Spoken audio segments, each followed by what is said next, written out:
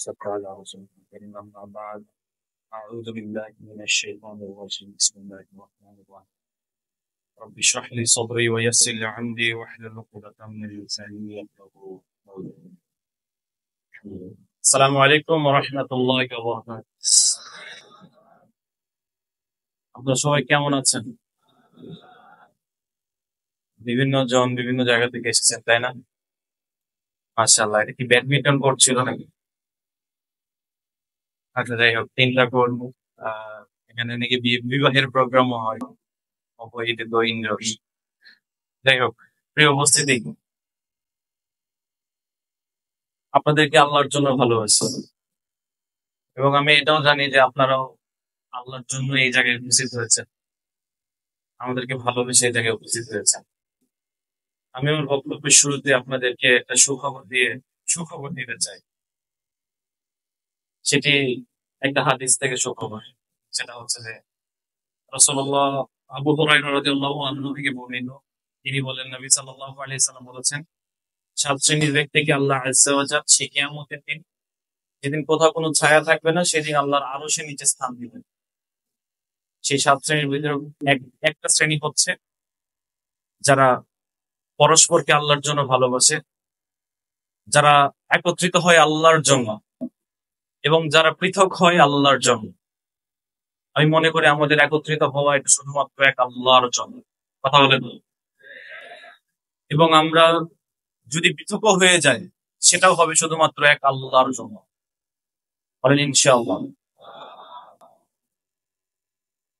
আল্লাহ আমাদের এই ভালোবাসাকে কবুল করুন এবং এর বিনিময়ে আল্লাহ যেন সেই হাসরের ময়দানে কিয়ামতের দিন আমাদেরকে আল্লাহ আযজা ওয়া জালের আরশের ছায়ার নিচে যেন স্থান দান করেন, আমিন। যাই হোক, এখানে আহ আপনাদের সামনে আমি কথা বলার সুযোগ পেয়েছি। একটু আগে কামরুল ইসলাম ভাই হাফিজাহুল্লাহ এই কথা বলেছেন। এখানে সম্মানিত আরো উলামা কেরামগণ রয়েছেন, আরো অনেক ভাইরা রয়েছেন, অনেক আলেম রয়েছেন এবং আমার থেকেও যোগ্য ব্যক্তি রয়েছে।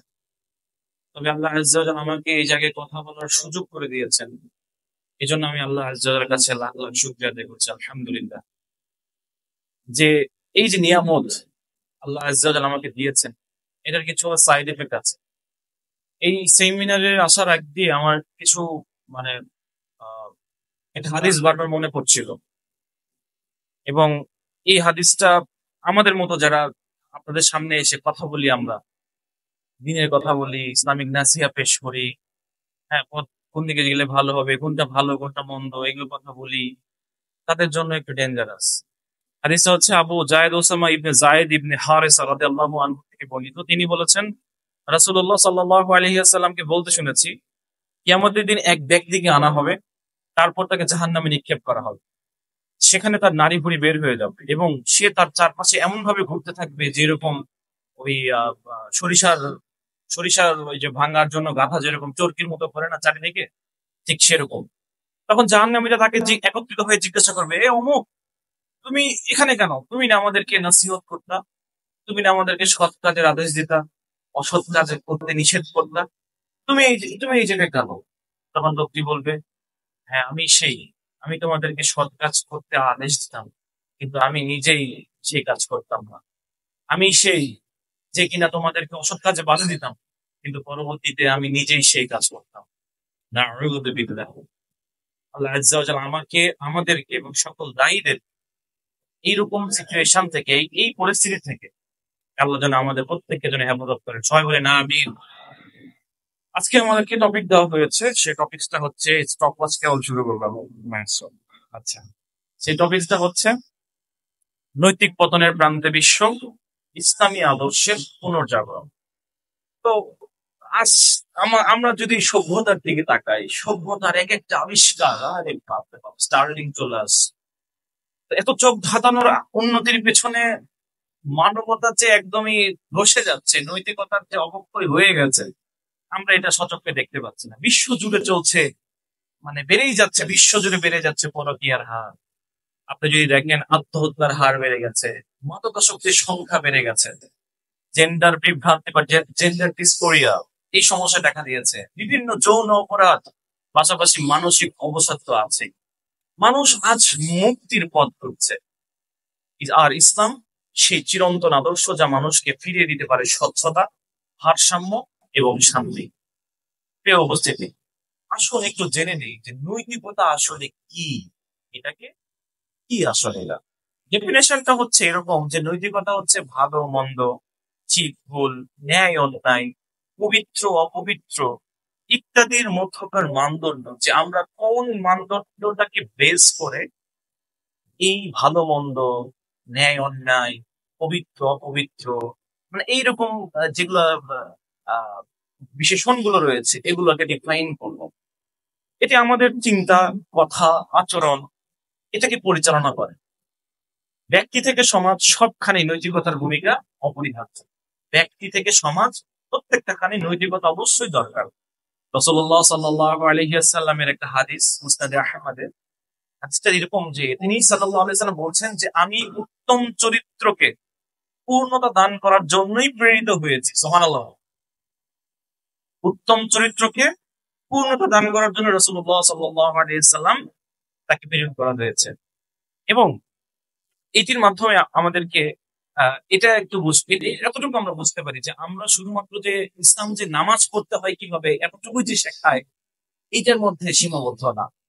এই জায়গায় কিভাবে সত্যবাদিতা চর্চা করতে হবে, কিভাবে দায়িত্বশীল, ইনসাফ প্রিয়, মানুষের জন্য কল্যাণকর একজন মানুষ হওয়া যায়, এটাই হচ্ছে ইসলামের মূল শিক্ষা।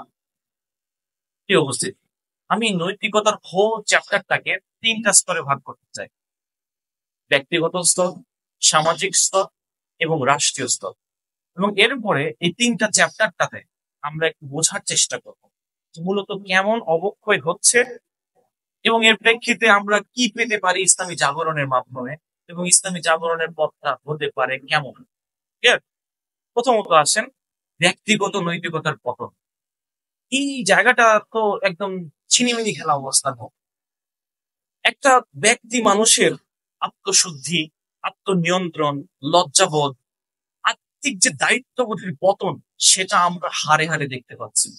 একটু দেখেন, মানুষ আচ্ছা একটু কিছু হইলে মিথ্যা কথা বলে।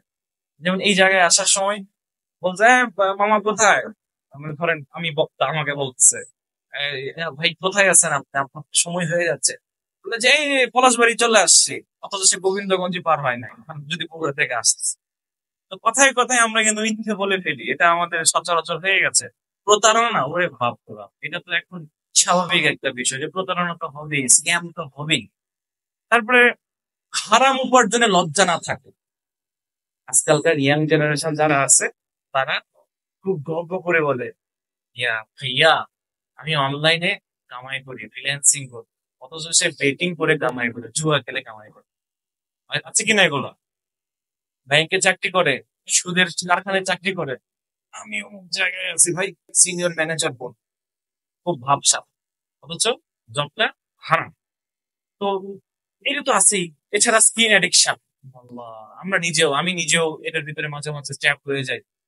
আল্লাহ কাছে বারবার চাই যে আল্লাহ যেন এখান থেকে আমাকে বাঁচায়, আমাদেরকে যেন বাঁচায়। পর্নোগ্রাফি, যৌন বিকৃতি, যৌন চাহিদা বা যৌন যে আকাঙ্ক্ষা আছে, এটার যে বিকৃতি হয়ে গেছে, আপনি যদি একটু ওইদিকে তাকান, এর ভিতরে বিভিন্ন সিস্টেম পাবেন আপনি, বিভিন্ন সিস্টেম, পশুর সাথে পশু এরকম আছে আর কি। হ্যাঁ, আরো কত কিছু আছে, বিকৃত হয়ে গেছে, পুরোটা বিকৃত হয়ে গেছে। আত্মহত্যা বেড়ে গেছে, হতাশা, নিজেকে মূল্যহীন ভাবা, আমাকে দিয়ে কিছু হবে না, আমাকে দিয়ে কিছু হবে না, এই এই যে একটা চিন্তা, এটা কিন্তু কনফিডেন্সলেস, এটা এখন সব যুবকদের ভিতরে দেখা গেছে। বাস্তব কিছু স্ট্যাটস গুলো আপনাদের কাছে তুলে ধরি, তাহলে আপনাদের সামনে বিষয়টা আরো একটু ক্লিয়ার হবে। আত্মহত্যা, WHO 2023-এর একটা রিপোর্ট অনুযায়ী প্রতি বছর প্রায় 8 লক্ষ মানুষ আত্মহত্যা করে, প্রায় 8 লক্ষ মানুষ। গাজাতে আমাদের মুসলিম ভাই বোনদেরকে হত্যা করা হয়েছে এখন পর্যন্ত 80,000-এর বেশি মানুষকে তারা ওই দখলদার বাহিনীরা শহীদ করেছে। সেটাকে 8 লক্ষ মানুষ পুরো পৃথিবীতে এটা মানে আত্মহত্যার মাধ্যমে নিজেকে শেষ করে দেয়। কিশোরেরা গড়ে দৈনিক 7 ঘন্টার বেশি স্ক্রিন দেখে, মোবাইল স্ক্রিন অথবা ল্যাপটপের স্ক্রিন, কম্পিউটার স্ক্রিন, দৈনিক 7 ঘন্টার বেশি উইদাউট এনি প্রোডাক্টিভিটি। আমরা যারা কাজ করি অনলাইনে বা স্ক্রিনের সামনে তাদের কথা বলছি না, বলছি তাদের কথা যাদের কোনো কাজই নেই স্ক্রিনের সামনে, বাট তারা স্ক্রিনের সামনে নিজেদের সময়টাকে নষ্ট করে। এবং ফেসবুক সোশ্যাল মিডিয়ার যে অ্যালগোরিদমটা রয়েছে এটাকে এমন ভাবে তৈরি করা হয়েছে যে আপনি সেখানে ট্র্যাপে পড়তে বাধ্য। বুঝতে পারছেন? তারপরে একটা পর্ন সাইটের স্ট্যাটস, তারা তাদের সাইটের একটা ডেইলি ইউজার্স কেমন আসে এরকম একটা রিপোর্ট বের করেছিল 2023 সালে। এবং সেই রিপোর্টে তারা বলতেছে তারা দিনে প্রায় 120 মিলিয়ন ইউজারের ভিজিটর আসে তাদের তাদের সাইটে। 120 মিলিয়ন ইউজার ডেইলি। বুঝেন ভালো, বুঝেন এত ইউজার তাদের ইয়েতে আসে। এবং আরেকটা স্ট্যাটস অনুযায়ী দেখা যায় যে 13 থেকে 17 বছর বয়সীদের মধ্যে, 13 থেকে 17, ইমাজিন আপনার ছোট ভাই 6-এ পড়ে, 7-এ পড়ে, ক্লাস 8-এ পড়ে, 10-এ পড়ে, ছোট ভাই, আপনি মনে করছেন ছোট ভাই 5-এ পড়ে, সেও কিন্তু এই পর্ন অ্যাডিকশনের সাথে জড়িত হতে পারে। 13 থেকে 17 বছর, এদের মধ্যে 70% নিয়মিত পর্ন দেখে। নাউজুবিল্লাহ, নিয়মিত পর্ন দেখে। তো এই যে স্ট্যাটস গুলো যেগুলো আপনারা দেখতে পাচ্ছেন, এগুলো আমাদের সমাজের নৈতিকতার পতনের অন্যতম মূলে রয়েছে। এবং এটা আমরা সচরাচর সবাই দেখতে পাচ্ছি যে কোথায় কি হচ্ছে। এখন এটা হওয়ার পেছনে যে এর পাশাপাশি মাদকের কথা বলতে ভুলে গেছি। 2022 সালে একটা রিপোর্ট অনুযায়ী ইউএনডিসি, সেটা হচ্ছে যে 300 মিলিয়নের বেশি মানুষ drug addicted world wide. 300 million, বুঝেন? 300 মিলিয়ন। একটা জোকসের কথা মনে পড়ে গেল, 30 লক্ষ মানুষের রক্তে শহীদ হয়েছিল। হ্যাঁ, কত মিলিয়নের কথা বলছিল যেন? 3 মিলিয়ন পিপল, 30 লাখ হয়ে গেছে। আচ্ছা, হাউএভার, এখন আসেন এই নৈতিকতা, ব্যক্তিগত নৈতিকতার যে অধঃপতন, এর ভিতরে অন্যতম আরেকটা মেটাবলিজম বা অন্যতম আরেকটা মানে সহায়ক এনজাইম বলবো আমরা, যেটা বিক্রিয়া করতে সহযোগিতা করবে, এই সহায়কের মধ্যে রয়েছে ভোগবাদ। ভোগবাদ জিনিসটা দেখেন, এই ভোগবাদে মানুষ এখন মানে খুব বেশি জিনিসের মালিকানা আছে। আহ, একটা স্ট্যাটাস ভিতরে এসেছে যে ওয়ার্ল্ডের 1% মানুষ ওয়ার্ল্ডের 99% সম্পত্তির মালিকানায় অত 1% মানুষ। এবং এই 1% মানুষের ভিতরে এমন কিছু প্রভাবশালী মানুষ রয়েছে যারা কিনা পাপেটদেরকে সরায় সরায় কাজ করতেছে, মানে হেড অফ দ্য টেবিলে আছে তার। এবং সেখান থেকে ওয়ার্ল্ড বিভিন্ন ঘটনাগুলোকে তারা এদিক সেদিক করে দেয়, চেঞ্জ করে দেয়। এটা পলিটিক্যাল থেকে শুরু করে যে কোনো মূল্যে তাদের একটা প্রেসিডেন্ট সরাইতে কোনো টাইম লাগবে না। ঠিক আছে, এরা হচ্ছে এরকম একটা 1%, এই 1% লোকের কারণে কিন্তু মানে এটাই হচ্ছে সিক্রেট একটা সংগঠন বা যেটাই বলেন না কেন আপনারা, এই 1% মানুষের হাতে ওয়ার্ল্ডের 99% সম্পত্তির চলে গেছে। ঠিক আছে, তো একটা আমেরিকান গড়ে, আমেরিকান আমেরিকান আপনাদের আব্বু যাদেরকে মাথায় তুলে রাখি, এই যে আমেরিকা, এই আমেরিকাতে 2000 আহ এই আমেরিকাতে বছরে গড়ে 120 কেজি খাবার নষ্ট হয়। কত কেজি? শুনতে পাচ্ছেন? আমি তো ইয়ে করতে পারছি না। শুনতে পাচ্ছেন? হ্যালো? ওই লাস্টে শুনতে পায় না তো। হ্যালো?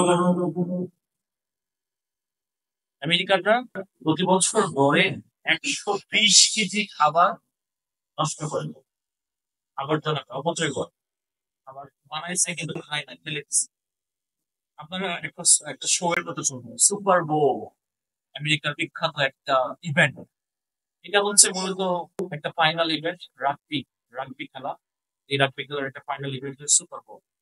এই ফাইনাল ইভেন্টের একটা অ্যাডস নেওয়ার জন্য তারা বিলিয়ন বিলিয়ন ডলার খরচ করে। একটা একটু 30 সেকেন্ডের একটু স্কোপ দেন ওই টিভি শোর ভিতরে, আমাদের একটা অ্যাডসটা দেখা, বিলিয়ন বিলিয়ন ডলার ওখানে চিটাবে তারা, যারা বিভিন্ন ব্র্যান্ডের কোম্পানিগুলো রয়েছে।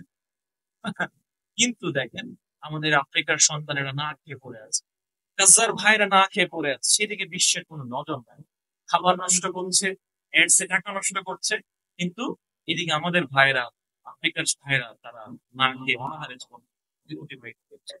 মানসিক রোগ এবং আত্মহত্যার চরম বৃদ্ধি আরো কিছু শেয়ার করতে চাচ্ছে, সেটা হচ্ছে টিকটক সেলফি সোশ্যাল লাইফ। এখানে মানুষ নিজেদেরকে দেখায় খুব সুখী, তারা সো হ্যাপি। ফেসবুকে একটা প্রোফাইল পিকচার চেঞ্জ করতে পারলে খুবই হ্যাপি, মামা ওই জায়গায় ঘুরতে গেছিলাম। কিন্তু তার ভিতরে যে দুঃখ, কষ্ট, ব্যথা, বেদনা জমা হয়ে আছে, এগুলো কিন্তু তারা প্রকাশ করে না। তো মানুষের সুখী মানুষ কিন্তু ভিতরে মানুষের ফাঁকা। ডিপ্রেশন, আত্মহত্যা, লোনলিনেস, লোনলিনেস সবচেয়ে বড় ব্যাধি। ডাব্লিউএইচওর আরেকটা মতামত, সেটা হচ্ছে তারা বলছেন যে পত্রিকা 15 থেকে 24 বছর বয়সীদের মৃত্যুর কারণের মধ্যে এখন আত্মহত্যা দ্বিতীয়। রোগে মরে কম, শোকে মরে, মানে শোকে মরে বেশি, আত্মহত্যাই বেশি মরেছে। নিজেই শোকে যে আত্মহত্যায়, মানে নিজেই আত্মহত্যা, নিজেকে মরে মরে। মানসিক অবসাদের ভিতরে দেখেন, WHO 2023 সালের মেন্টাল হেলথ অফ আমেরিকা তাদের একটা রিপোর্টে উঠে এসেছে বিশ্বের 350+ মিলিয়ন মানুষ ডিপ্রেশনের ভিতরে অন্তর্ভুক্ত। এবং এই ডিপ্রেশন প্রথম বিশ্বের, মানে ওই যে কথা বলি তো আপনাদের পশ্চিমা বিশ্ব, আমেরিকা, এদের মধ্যে এই মানসিক অবসাদের রোগটা সবচেয়ে বেশি, প্রায় 40%-এর বেশি, 40% প্রায়। এছাড়াও আমাদের ব্যক্তিগত নৈতিকতা অধঃপতনের যে প্রভাবটা, এটা আমরা দেখতে পাই হচ্ছে আমাদের আত্ম অহংকার, আমাদের ইগো, এই টাইপের মেন্টাল। তরুণদের মধ্যে আজকাল নিজের আমির বড়াইটা বেশি হয়ে গেছে। ফেসবুকে নিজের জাহির, নিজের স্কিল কে জাহির করা, এগুলোর ভিতরে একটু বেশি ইয়েটা চলে এসেছে। কিন্তু ভেতরে কিন্তু আমাদের শূন্যতা, কেউ যেটাই। আমি একমাত্র উদাহরণ টানবো ব্যক্তিগত অধঃপতন, ব্যক্তিগত নৈতিকতা ধরুন এবারে একটু দেখে আসছি সামাজিক নৈতিকতার অধঃপতন কিভাবে হচ্ছে, কোন কোন জায়গায় হচ্ছে। প্রথমে আসেন, এটি হচ্ছে পারস্পরিক হিংসা, পারস্পরিক অধিকার, মাতৃত্ব, পরিবার, বিবাহ, নারীর মর্যাদা রক্ষার ভিত্তির পতন। নারীর মর্যাদা কেন ভাই? এই সময় তো ফেমিনিজম, এই সময় তো এই যুগেরই একটা আবিষ্কার নারীবাদ। এই যুগে, নারীবাদের যুগে আমার নারীবাদেরই, মানে নারী অধিকারীর অধঃপতন, এ কি বলছেন ভাই? তাই না? নারীবাদের দিকে, নারী অধিকারীর অধঃপতন। দেখেন, এই সামাজিক হোল সেক্টরটা, সামাজিক নৈতিকতার হোল সেক্টরটার অংশের পেছনে মূল যে বিষয়বস্তু তার মধ্যে অন্যতম হচ্ছে বিবাহ ব্যবস্থার পতন, যেটা কিনা বাংলাদেশেও ইদানিং হতে চলেছে। আপনি দেখেন, বিয়ে করতে যান, সহজ না কঠিন? এখানে আমি হাত থেকে কে আছে? আমি ভাই তো ভাইয়ের একটা হাত তুলে দিল। মাশাআল্লাহ, আল্লাহ আজ্জা ওয়া জাল্লা আমাদের প্রতি সত্তর বিয়ের ব্যবস্থা করে দেবেন, আমিন।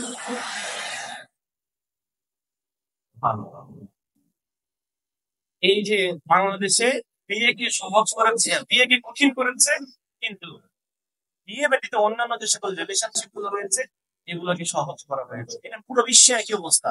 অন্যান্য বিশ্বে তো বিয়েই করে না মানুষজন, ঠিক আছে? পরিবার ভেঙে যাওয়া। আগে আমরা সবাই একত্রিত ছিলাম, এখন নিউক্লিয়ার হইতে হইতে এমন অবস্থা হয়েছে যে স্বামী স্ত্রী আলাদা হয়। ভাই, তোমার সাথে আমি থাকবো না, তুমি আলাদা ভাবে থাকো, নাও। এই বাচ্চা ভাগ করে দেয়, এই বাচ্চা তোমার, ওই বাচ্চা আমার, নাও। আলাদা আলাদা করছে। সন্তান পিতার সাথে সন্তানের যে একটা সম্পর্ক, এটা ভেঙে পড়েছে পশ্চিমা বিশ্বে। এটা অপরাহ, একটু বড় হলে সন্তান সেপারেশনে চলে যায়, একাই থাকে, একাই দিনের মতো চলাফেরা করে।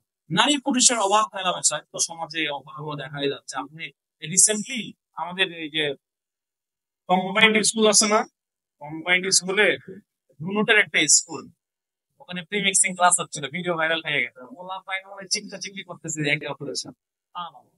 প্রিমিক্সিং স্কুলের সুবিধা, বিয়ের আগেই কাজ সারা কাউন্সিলিং। আল্লাহ ভালো করবে। যৌন সহিংসতা, ধর্ষণ, এটা তো বেড়ে চলছে। রেসিজম, সামাজিক ঘৃণা, পারস্পরিক অবিশ্বাস। এখন সমাজের মানুষ একে অপরকে বিশ্বাস করতে চায়, একে অপরকে সহযোগিতা করতে চায়। আপনি একটু ওই গাইবান্ধা সদরে ধরা কোন করে অ্যাক্সিডেন্ট করলেন, মানুষজন হাত দেওয়ার আগে আগে মোবাইল দিবে। দর্শক দেখুন, এই মুহূর্তে আমার সামনে একটা অ্যাক্সিডেন্ট করেছে, দেখুন দেখুন তার কি অবস্থা। দর্শক, আপনি সবাই তাদের জন্য দোয়া করবেন এবং একটু শেয়ার দিয়ে অন্যদেরকে দেখার সুযোগ করে দেন। একটা শেয়ার, একটা ভালোবাসা, একটা দোয়া। অনেকে বলে মাঝে মাঝে ছবি দেয়, সবাইকে যেতে চান, লাইক দেন। এরকম লাইক টাইক পাওয়ার জন্য আরো অনেক ইয়ে আছে, যে কি বলে এটাকে বলা হয় ক্লিক পেজ। যাই হোক, এগুলো হচ্ছে বাস্তব চিত্র। আরো কিছু যদি দেখায়, বিবাহ বিচ্ছেদ আব্বুর দেশে ইউনাইটেড স্টেটস অফ আমেরিকা, এই আব্বুর দেশে 50% বিবাহর শেষটা হয় ডিভোর্স দিয়ে। বিবাহ শেষ হয় ডিভোর্স দিয়ে, বিয়ে করছে কিছুদিনের মধ্যে ডিভোর্স 50%। এবং ওই জায়গায় দেখবেন কারো 4টা বিয়ে হয়েছে, কারো 3টা ডিভোর্স হয়েছে, এবং সেটা গর্ব করে বলতেছে যে আমি 4টা বিয়ে করছি, 4টাই ডিভোর্স, এখনো সিঙ্গেল আছি, বিয়ে করতেছি। এটা মানে গর্বের বিষয় তাদের কাছে না। ধর্ষণ এবং যৌন সহিংসতা, এটাও ইউনাইটেড স্টেটস এর একটা স্ট্যাট, তাদের দেশে তারা বলছে যে তাদের দেশে প্রতি 6 জন নারীর একজন কোনো না কোনো সময় ধর্ষণের শিকার হয়েছে না। বুঝতে পারছেন? আব্বুর দেশে এই অবস্থা। আর যারা ছোট বাচ্চা আছে, চাইল্ড অ্যাবিউজ তো আছেই সেই জায়গায়।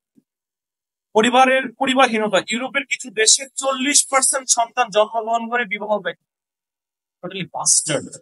বাস্টার্ড জন্ম দেয় বিয়ের আগে, 40% বাস্টার্ড তারা জন্ম। এছাড়া সমাজের ভিতরে আরো কি বিভ্রান্তি আছে, জেন্ডার ডিসফোরিয়া বা এলজিবিটি সংস্কৃতি।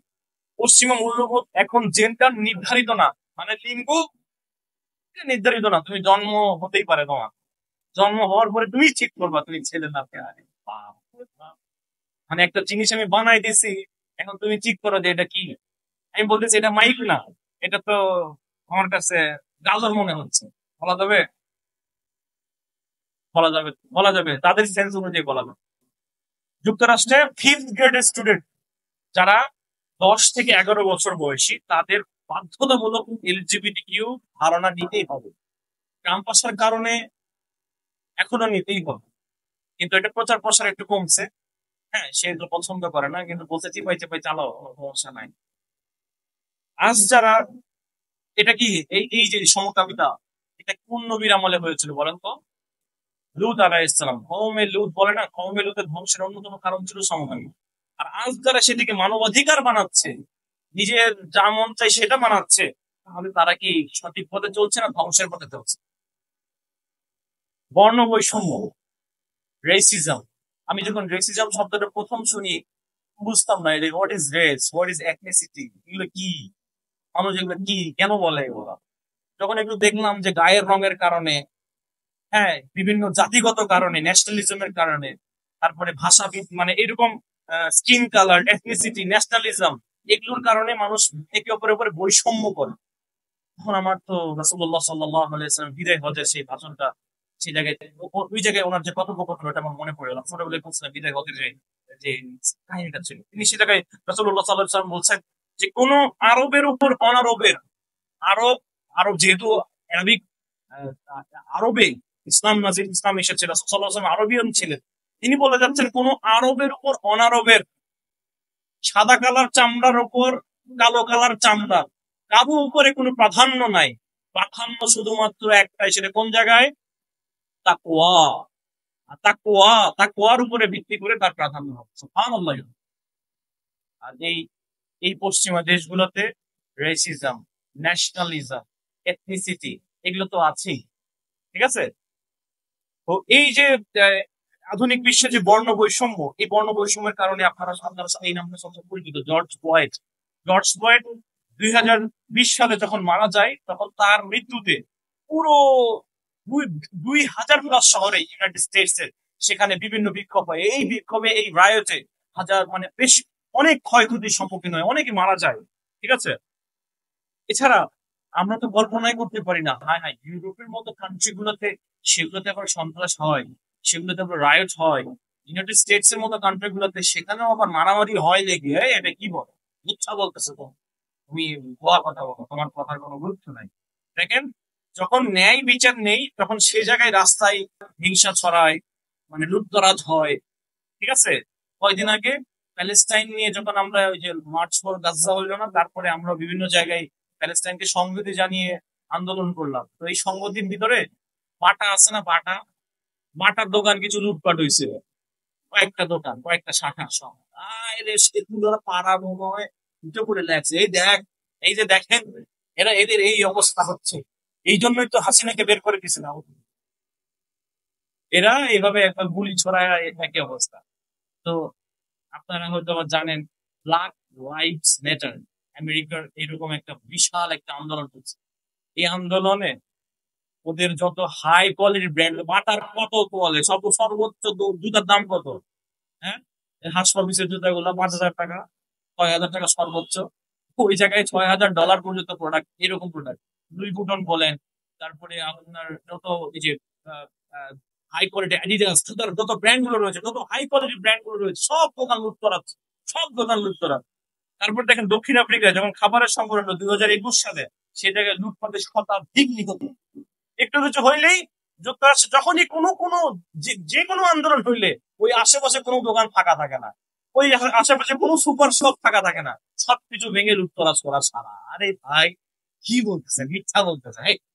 আমেরিকার মতো দেশে আবার লুট হবে? দিনাজপুরের ভাইয়েরা, কর্পোরেটের ভাইয়েরা, এরকম 5 মিনিট ভাইয়েরা এসে এই ভাষায় কথা বলে। আমেরিকার মতো নগর নগর ভাষা, আমেরিকার মতো জায়গায় আবার লুটতরাজ হবে?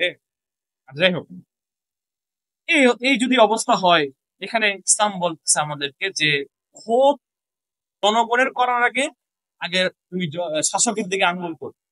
কি শাসকের দিকে? রাসূল সাল্লাল্লাহু আলাইহি ওয়াসাল্লাম বলে গেছেন, তোমরা আমানতদারদের শাসন ভার দাও এবং খেয়ানতকারীদেরকে দিও না।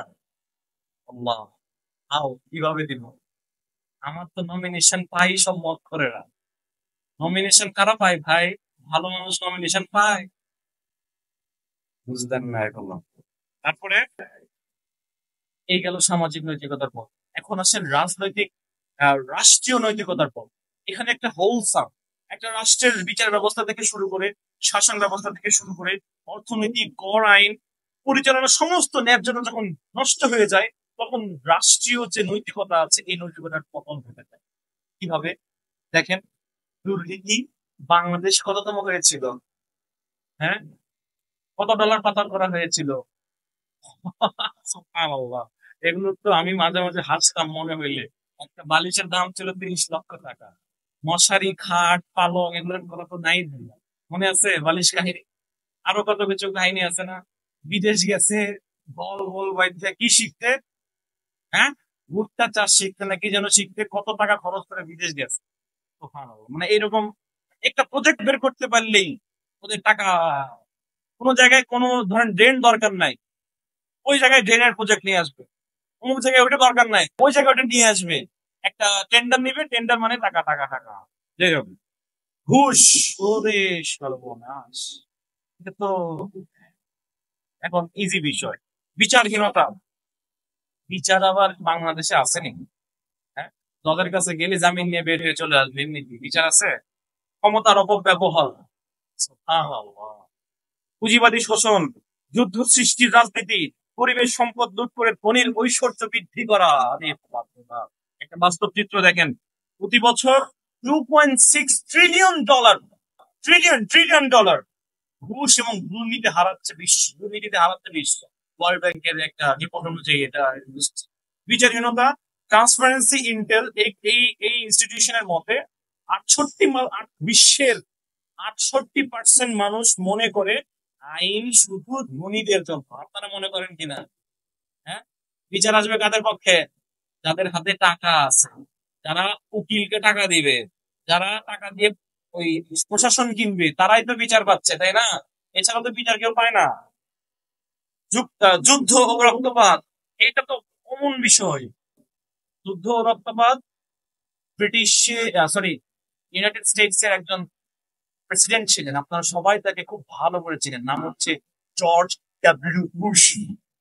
আমাদের ওই যে বুশ বুশ, আগে মানুষের খেপে যায় বুশ, ছোটবেলায় আমরা ফ্রেন্ডদেরকে ইয়ে করতাম, এই বুশ এদিকে আয়।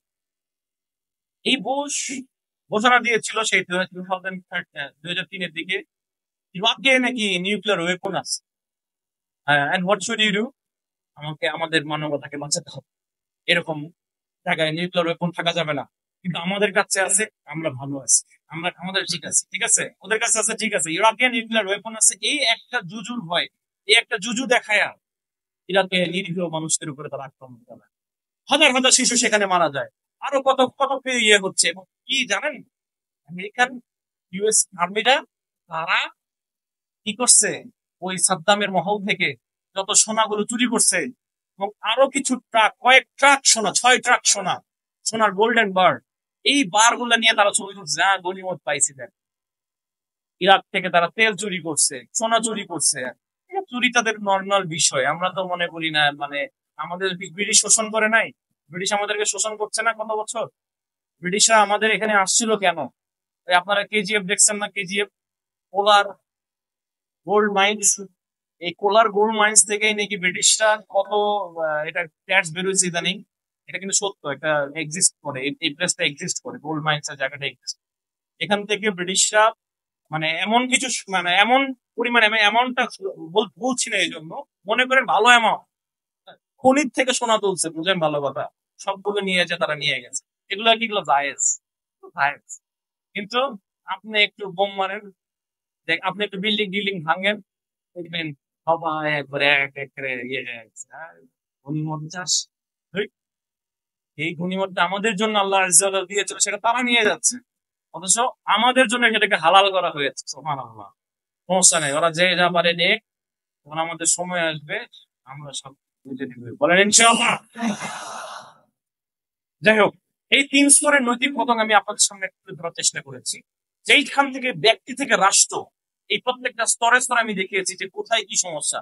হ্যাঁ, আমি পারি নাই সবগুলো সমস্যা তুলে আনতে, তবে আমি চেষ্টা করেছি ম্যাক্সিমাম পয়েন্ট গুলো আপনাদের সামনে উপস্থাপন করার জন্য। একমাত্র আল্লাহ বিধি এবং ইসলামী আদর্শ ছাড়া কখনো পূর্ণভাবে এই সমস্যাটা রোধ করা সম্ভব না। ইসলাম ব্যক্তির চরিত্র গঠন করে, পরিবারকে বাঁচায়, সমাজে ইনসাফ প্রতিষ্ঠা আনে, আর রাষ্ট্রে শাসকের জবাবদিহি প্রতিষ্ঠা করে। ওমর রাদিয়াল্লাহু আনহুর কথা মনে আছে? একবার ওমর রাদিয়াল্লাহু আনহু খুতবায় দাঁড়িয়েছেন, খুতবা দিচ্ছেন, ঠিক সে সময় একজন আম পাবলিক দাঁড়াইছে, দাঁড়ায় বলতেছে আমার কিছু কথা আছে।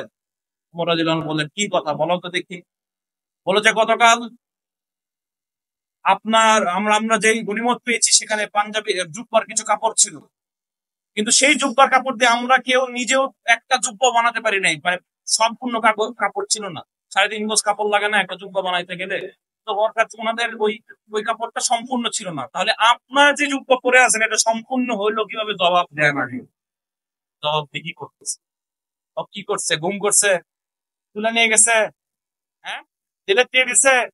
না, সাথে সাথে ওমর রাদিয়াল্লাহু আনহু জেগে দাঁড়ায় আছেন, তিনি বলছেন যে আমার ভাগে যে ভাগটা ছিল সেটা আমি আব্বাকে দিয়ে দিয়েছি, এবং তার ফলে তিনি পরিপূর্ণ একটা যোগ্য বানাইতে পারছেন। সুবহানাল্লাহ। কোথায় সেই শাসন? আমরা খালি মুখেই বলি একজন ওমরের শাসন চাই, একটা ওমর চাই, কোরআনের শাসন চাই, বাস্তবিক ক্ষেত্রে সেটা বাস্তবে কতটুকু আমরা দান করছি সেটা হচ্ছে মূল বিষয়। তো আমরা এই যে জবাব দিতে এখন সময় এসেছে, এবং উপসর্গ না, আমি যেগুলো বিষয়গুলো আপনাদের সাথে আলোচনা করেছি এগুলো হচ্ছে উপসর্গ মাত্র। আমাদের দরকার মূল সমাধানে ফিরে যাওয়া। মূল সমাধানে ফিরে যাওয়ার আগে আমরা দেখতে চাই যে নৈতিক পতনের বিপরীতে ইসলামী আদর্শের পুনর্জাগরণ যদি হয়ে যায় একবার, এটা আমাদের বেনিফিটটা কি দিবে, মানে হোয়াট ইজ দ্য বেনিফিট? ওই পতন আর এই ইসলামিক জাগরণ, এটার মানে আমরা কি কি পাবো? প্রথমত আসেন, মানুষ, সেটা হচ্ছে ইসলাম যে নৈতিকতাকে উৎসর্গ, মানে আরে এই পশ্চিমা বিশ্ব, ওদের নৈতিকতার মানদণ্ড কি বলেন তো? ওদের নৈতিকতার মানদণ্ড হচ্ছে মানব সৃষ্ট বিধান। ওদের নৈতিকতার মানদণ্ড হচ্ছে কোনো মানুষ যদি কোনোটাকে মানে ঠিক মনে করে তাহলে ঠিক, ঠিক আছে। কেউ যদি মনে করে ধর্ষণ ঠিক, হ্যাঁ বাবা ঠিক আছে, কনসেন্ট থাকলেই হবে, ঠিক আছে। আবার ওরাই এবার যায় কিন্তু ইয়াতে যে কি বলে, কোর্টে যে ধর্ষণ মামলা করে আসে, করাই কিনা, ঠিক আছে? এরকম মানে মানুষ যেটা মনে করবে ঠিক ওটাই তারা ঠিক, এটাই হচ্ছে তাদের মানদণ্ড। কিন্তু এটা কি সবসময় এক থাকবে না? চেঞ্জিং হবে, চেঞ্জিং হবে। ইসলাম বলতেছে যে মানুষের নিজের খেয়াল এবং ভুলের মানে মানুষ নিজের খেয়াল খেয়াল প্রতি নিজের ইচ্ছা মতো যেটা বানায় সেটা না, সেটা নৈতিক মানদণ্ড না। আল্লাহ আজ্জা ওয়া জাল বলছেন সূরা মুলকের ভিতরে, আমি বাংলা বলছি, সে কি জানে না যিনি তাকে সৃষ্টি করেছে? অর্থাৎ নৈতিকতার মূল উৎস হতে হবে স্রষ্টা, মানুষ নয়, আল্লাহ। ইসলাম আল্লাহর নির্ধারিত নীতি অনুযায়ী ভালো মন্দ নির্ধারণ করে, তাই সেখানে চিরন্তন এবং ন্যায্য নৈতিকতার মানদণ্ড মানে বিরাজমান থাকে। আমার মন একরকম, ভাই আর ভাইয়ের মন আরেক। আমি একটা মেয়েকে পছন্দ করতেছি, এক টাইপের মেয়েকে, ভাই আরেক টাইপের মেয়েকে পছন্দ করে, ঠিক আছে। এরকম এক একজনের ভিতরে এক একটা কোয়ালিটি আছে, এক একটা ডিফারেন্সিয়েট আছে। তাওহীদ, ইসলামে নৈতিকতার মূল উৎস হচ্ছে তাওহীদ, আল্লাহর একত্ববাদ। যেখানে যেখানে আল্লাহ বলছেন, মানে এটা হচ্ছে আল্লাহর একত্ববাদ। এটা শুধু বিশ্বাস নয়, এটা চেতনার মূলদণ্ড। যে জানে, ভাই শোনেন, যে জানে যে তাকে আল্লাহ দেখছে, যে জানে তাকে আল্লাহর কাছে জবাবদিহি করতে হবে মৃত্যুর পরে, সে কি কোনো অন্যায় করতে পারবে সহজে? বলেন, সে কি ঘুষ খাইতে পারবে? সিনেমাতে এরকম অনেক কাহিনী দেখায়, উজু করে আসি তারপরে ঘুষ, মানে আমি উজু অবস্থায় ঘুষ খাই না, পরে আসো, ঠিক আছে, এই নামাজের সময় হয়েছে এখন না, পরে। এরকম এরকম না ভাই, আল্লাহ দেখছেন, আল্লাহ দেখছেন, ওই ড্রয়ারের নিচ দিয়ে নেন আর চুপাই সাপে পকেটে ঢুকাই দেন, আমি নিজ হাতে নিবো না, আপনি নিজের মনে করে দিয়ে দেন এই জায়গায়, তাহলে তো আমারই হয়ে যাচ্ছে। তাহলে তাকওয়া এবং আল্লাহ ভীতি মানুষকে স্বতঃস্ফূর্ত সততা এবং ইনসাফ, দয়া এবং শালীনতা এই জায়গায় নিয়ে যাবে। তাকওয়া, আল্লাহ দেখছেন আমাকে, আল্লাহ সুবহানাল্লাহ। আল্লাহ আযজা ওয়া জাল্লা বলেন সূরা তালাকের 2 নম্বর আয়াত, যে আল্লাহকে ভয় করে তার জন্য আল্লাহই উত্তরণের পথ দেখায় দেয়। সুবহানাল্লাহ। পরিবার কেন্দ্রিক সমাজ দেখেন, এইটা ইসলাম ব্যতীত অন্য কোন জায়গায় আপনি পাবেন না। ইসলাম পরিবারকে শুধু সামাজিক ইউনিট নয়, বরং নৈতিকতার প্রভাব মানে প্রসব ভূমি এই হিসেবে দেখিয়েছে। পরিবার থেকে মানুষ সকল নৈতিকতা শিখে যাবে। সুবহানাল্লাহ। বিয়ে, পিতামাতা সন্তান সম্পর্ক, বিয়ে করা এটা তো ফজিলত সম্পূর্ণ দেখা হয়েছে। পিতামাতার মানে সন্তান এবং পিতামাতার ভিতরে সম্পর্ক, ওরে সুবহানাল্লাহ। একটা সন্তান পিতার প্রতি কি দায়িত্ব আছে সেটাও তাকে পালন করতে হবে। সন্তানের প্রতি পিতার কি দায়িত্ব আছে সেটাও ইসলামে আছে। সুবহানাল্লাহ। এই সবকিছু ইসলামী পরিবার ব্যবস্থার অংশ। তারপরে একটি ব্যক্তি ও সমাজকে ব্যভিচার, যৌন বিচ্যুতি, মানসিক ভাঙ্গন থেকে রক্ষা করার জন্য ইসলাম সবচেয়ে অগ্রণী ভূমিকা পালন করে। আজকে সমাজে জায়গায় জায়গায় এই ব্যভিচার সম্পর্কে আল্লাহ আযজা ওয়া জাল্লা কোরআনে ডিরেক্ট বলে দিয়েছেন, ওয়ালা তাকরাবুজ জিনা ইন্নাহু কানা ফাহিশাতান ওয়া সাআ সাবিলা। ইসলামী শিক্ষা, বিবাহ বহির্ভূত সম্পর্কে ধারে কাছেও যেও না। বিয়ে করে তারপরে তুমি সামাজিক ভাবে তুমি তোমার সম্পর্ক চালাও, এটাই তোমার জন্য মঙ্গল রয়েছে। আর এই ব্যক্তিতে যদি যাও, তোমাকে হারপিক খেতে হবে। কি খেতে হবে? তোমাকে ইঁদুর মারার বিষ খেতে হবে। হ্যাঁ, একটু কান্নাকাটি করতে হবে, হাত কাটতে হবে। আপনারা এলাকার সব গান জুটতি যে জিজ্ঞাসা করবেন, সিপাই নিয়ে, ভাই এদিকে আয়। ভাই কাঁচা খাওয়া শুরু করেছিস কিশোর? হবে তুই সে নাম্বরি মামা কি মনে করে দিলি, অর্জুনের জীবনটা শেষ হয়ে গেল। আচ্ছা, মিথ্যা বলতেছি? মিথ্যা বলতেছি? আপনার প্যান্ডেলের দ্বারা বিড়ি খাওয়া ধরছে, আগে বিড়ি খাইতে দেখেন নাই, বিড়ি খাওয়া মামা বিড়ি খাওয়া ধরছিস কেন? তুই চলে গেছে, বিড়ি খাওয়া ধরছে। কষ্ট মামা, কষ্ট বুঝবি না। বিড়িটা কষ্ট মিটাচ্ছে। যাই হোক, তো এই যে ব্যবস্থা আল্লাহ আযজা ওয়া জাল্লা বলছেন যে বিবাহের মাধ্যমে তোমরা তোমাদের সম্পর্ককে ইয়ে করো। তিনি সূরা রুমের ভিতরে বলছেন যে তিনি তোমাদের জন্য তোমাদের মধ্য থেকে জীবন সঙ্গী সৃষ্টি করেছেন, যাতে তোমরা তাদের মাঝে প্রশান্তি পাও। সুবহানাল্লাহ। প্রিয় ভাই, সামাজিক ইনসাফ, সমাজে ধনী গরিব, শাসক শাসিত সবাইকে একক নৈতিক কাঠামোতে একমাত্র বিচার করতে পারে, সেটা হচ্ছে ইসলাম। রাসূলুল্লাহ সাল্লাল্লাহু আলাইহি সাল্লামের একটা হাদিস, আপনারা সবাই অবাক হয়ে যাবেন, ভালো করে মনে রাখেন। যে তিনি বলছিলেন, সহিহ বুখারীর একটা হাদিস, তিনি বলছেন সাল্লাল্লাহু আলাইহি সাল্লাম, তোমার আগের জাতিগুলো ধ্বংস হয়ে গেছে, তারা অভিজাত যারা রয়েছে, উচ্চ বংশীয় যারা রয়েছে, তাদের বিচার করতো না, তাদের শাস্তি দিত না। এই জন্য তোমাদের আগের জাতিগুলো ধ্বংস হয়ে গেছে। তারা আর দুর্বলদের তারা বেশি শাস্তি দিত, দুর্বলদের তারা বেশি বিচার করতো। রাসূল সাল্লাল্লাহু আলাইহি ওয়াসাল্লাম জোর দিয়ে বলছেন, আল্লাহি, আল্লাহর কসম, আমার মেয়ে ফাতিমাও সেও যদি চুরি করতো আমি তার হাত কেটে দিতাম। সুবহানাল্লাহ বলুন সবাই। এই হচ্ছে আমাদের নবী সাল্লাল্লাহু আলাইহি ওয়াসাল্লাম, এই হচ্ছে ইসলামের শাসক। বিচার ব্যবস্থা দেখেন, এখানে ধনী গরিব কোনো কিছু নাই, এখানে কোনো এথনিসিটি নাই, রেসিজম নাই। এখানে বিচারের ব্যবস্থা গেছে যে দেখে জজ হচ্ছে ও চাচা, আরে চাচা আপনি এই জায়গায়, তাহলে ওই তোর কি বুক করে থাকবে নাকি নির্দোষ মতো হয়ে থাকবে? ওই দুর্নীতিবাজ কি উঁচা হয়ে থাকবে না মতো হয়ে থাকবে? যে দেখতেছে যে অপরাধ করার পরে জামিন নেওয়া যাচ্ছে, পর ধর্ষণ পর খুন, জামিন দিয়ে বের হয়ে আসবে, হয় কিনা এগুলা? শরিয়া সমাজ রক্ষার একটা পূর্ণাঙ্গ আইন ব্যবস্থা, কিন্তু আমরা বানাই দিছি শরিয়া মানে হক, শরিয়া মানে হক, মানে না জেনে না বুঝে শরিয়া মানে হাত কাটা। আরে ভাই, শাস্তি না শুধু শরিয়া, মানে শুধুমাত্র শাস্তির ভিতরে না। দেখেন, আজকে সমাজে আইন ব্যক্তি স্বার্থে পাল্টানো হচ্ছে, আইন ব্যক্তি স্বার্থে পাল্টানো হচ্ছে। ইউনাইটেড স্টেটস এ, ইউরোপে আগে সমকামিতা ছিল দণ্ডনীয় অপরাধ, এখন সেটা বৈধ করে দিছে। আগে একটা আইন ছিল অপরাধ, এখন সেটাকে বৈধ করে দিচ্ছে তারা। ঠিক আছে, তবে ব্যক্তি স্বার্থে কিন্তু চেঞ্জিং হয়, আর আল্লাহর বিধান কখনোই চেঞ্জ হবে না। এটা ইনসাফপূর্ণ। শরিয়া শুধুমাত্র সাজা নয়, এটা বরং প্রতিরোধ, সংস্কার, পুনর্গঠন, এক পূর্ণ প্যাকেজ, ফুল প্যাকেজ। এতে রয়েছে দণ্ডবিধি, শরিয়ার ভিতরে রয়েছে দণ্ডবিধি, পারিবারিক আইন, অর্থনীতি, শিক্ষা, সমাজ কল্যাণের ন্যায়সঙ্গত কাঠামো। সুবহানাল্লাহ, কই পাবেন ভাই এগুলা? হ্যাঁ, পদ্মবিপুল, অপ্রকুল, বাইতাবিপুল, ওই আব্রাহাম লিঙ্কন এর ইয়ে নিচে পাবেন এগুলো? আপনি পাবেন না। যাই হোক, তারপরে আসেন দায়িত্ব। আল্লাহ আযজা ওয়া জাল্লা বলছেন, যারা আল্লাহর নাযিলকৃত বিধান অনুযায়ী শাসন করে না, তারা জালেম। নাউজুবিল্লাহ, নাউজুবিল্লাহ বলেন। আল্লাহ আমাদেরকে জালিম হওয়া থেকে হেফাজত করেন। সূরা মাইদা আয়াত নাম্বার 45। দায়িত্বশীল উম্মাহ মুসলিমরা কেবল নিজেদেরকে নৈতিক শুদ্ধতার জন্য নয়, বরং সারা বিশ্বে মানব জাতির কল্যাণের জন্য নিজেদেরকে প্রতিষ্ঠিত, নিজেদের মানব জাতির কল্যাণের জন্য প্রেরিত হয়েছে। আল্লাহ আযজা ওয়া জাল বলেন, কুনতুম খায়রা উম্মাতিন উখরিজাত লিন-নাস, তোমরাই হচ্ছে সেই জাতি, শ্রেষ্ঠ উম্মাহ হচ্ছে তোমরাই, যারা মানুষের কল্যাণের জন্য বের হয়েছে। সুবহানাল্লাহ। ভাই আপনি, আমি আমরা সেই শ্রেষ্ঠ জাতি। আল্লাহ আমাদেরকে উদ্দেশ্য করে কুনতুম খায়রা উম্মাতিন, তোমরা শ্রেষ্ঠ জাতির অন্তর্ভুক্ত। সুবহানাল্লাহ। ভাই এত কিছুর পরেও কি আমাদের একটু দিলের ভিতরে একটু আশা জাগতেছে না? এত কিছুর পরেও কি আমরা চাই না যে আমাদের সমাজটা আবার আগের জায়গায় চলে আসুক? এত কিছুর পরেও কি আমরা চাই না যে এই সমাজে ইসলামী জাগরণ হোক? চাই কিনা বলেন? আমরা কি চাই না আল্লাহর জমিনে আল্লাহর দ্বীন প্রতিষ্ঠিত হোক? আমরা চাই কিনা বলেন যে প্রত্যেকটা ঘরে ঘরে যেন ইনসাফ প্রতিষ্ঠা হোক?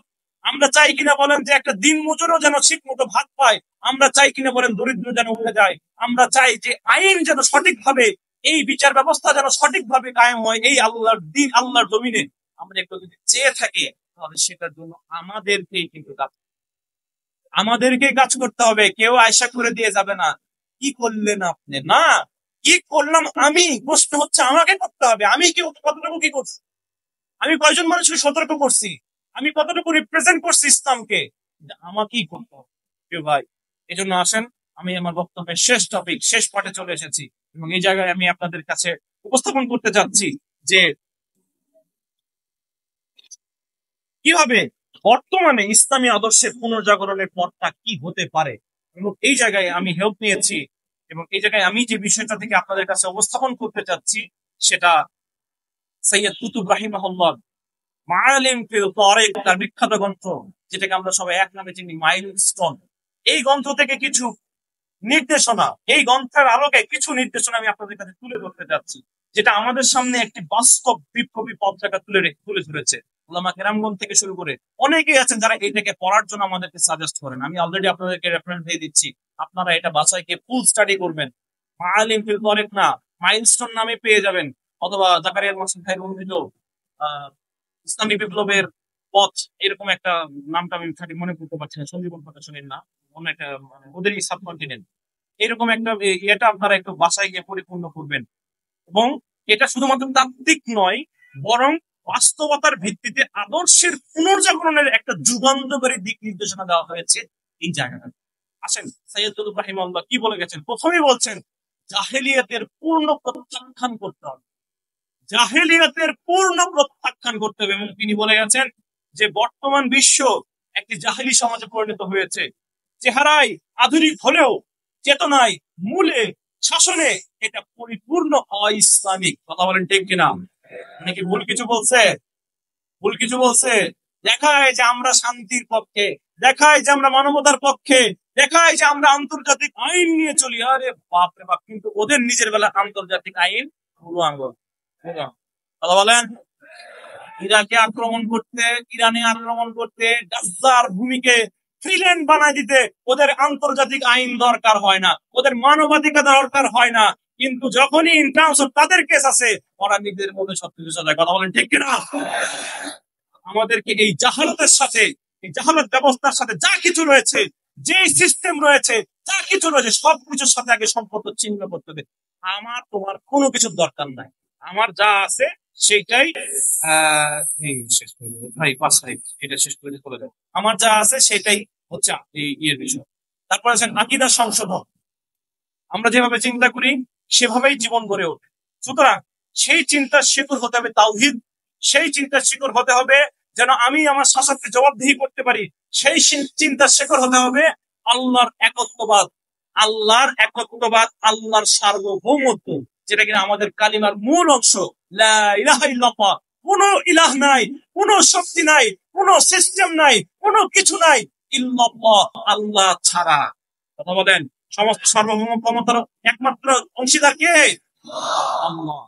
এবার এই জায়গায় কুতুব এটাও বলেন যে একটি ইসলামী সমাজ গড়ে উঠবে তখনই যখন আকীদা শুধুমাত্র অন্তরের বিশ্বাস হিসেবে না, যখন আকীদা জীবনের শাসক হয়ে উঠবে। সুবহানাল্লাহ। 3 নম্বর পয়েন্টে তিনি বলছেন তাগুত থেকে মুক্তি, তাগুত থেকে পরিপূর্ণ মুক্তি, ইসলামী পুনর্জাগরণ তখনই হবে যখন মুসলিমরা তাগুত বা অইসলামিক যে চিন্তাগুলো রয়েছে, অইসলামিক শাসন ব্যবস্থাগুলো রয়েছে, সংস্কৃতি যেগুলো রয়েছে, এগুলো থেকে নিজেদেরকে মনস্তাত্ত্বিক ভাবে এবং আদর্শিক ভাবে বিচ্ছিন্ন করবে।